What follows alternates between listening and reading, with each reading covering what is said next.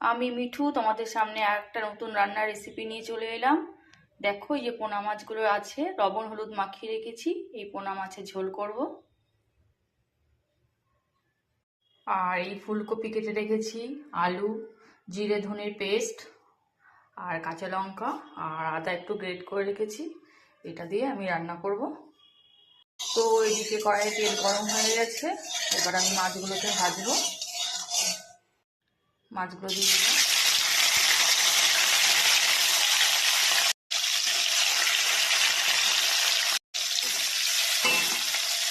মাছগুলোকে খুব ভালো করে লাল লাল করে ভেজে নেব।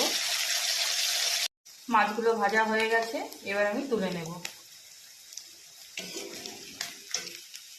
বাকি মাছ দুটো ভেজে নেব।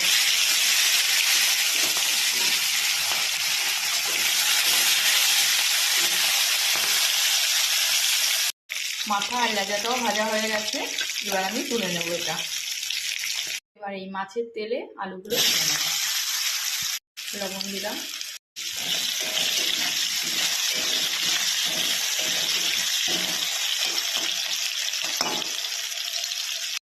দেখো আলুগুলো ভাজা হয়ে গেছে, এবার আমি তুলে নেব।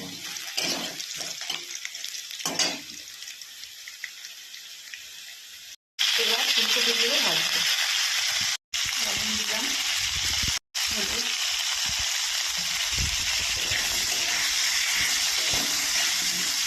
ফুলকপি ভাজতে একটু সময় লাগে। এবার একটু ঢাকা দিয়ে রাখবো।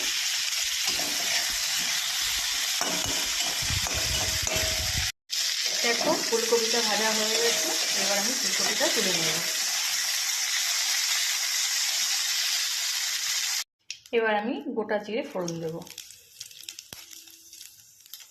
গ্রেট করে রাখা আদাটা দিয়ে দেবো।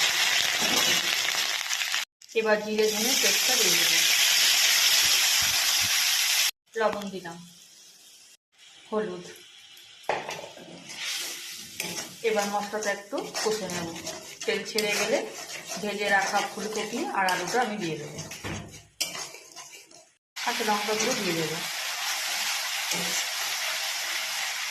মশলা থেকে তেল ছেড়ে গেছে, এবার ভেজে রাখা সবজিগুলো দিয়ে দেবো। এবার একটু সবজিগুলো কষে নেব, নিয়ে তারপর আমি জল দিয়ে দেবো। জলটা দিয়ে দেবো।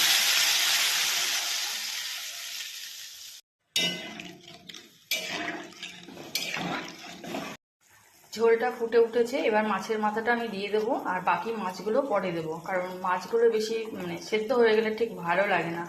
আগে ফুলকপি আলুটা সেদ্ধ হয়ে আসবে, আর তার কিছুক্ষণ নাবানোর কিছুক্ষণ আগে বাকি মাছগুলো আমি দিয়ে দেবো। মাছের ঝোলটা হয়ে এসেছে, এবার ভেজে রাখা মাছগুলো দিয়ে দেবো। দেখো রান্নাটা হয়ে গেছে। যদি ভালো লেগে থাকে তোমরা লাইক, কমেন্ট ও শেয়ার করে দিও।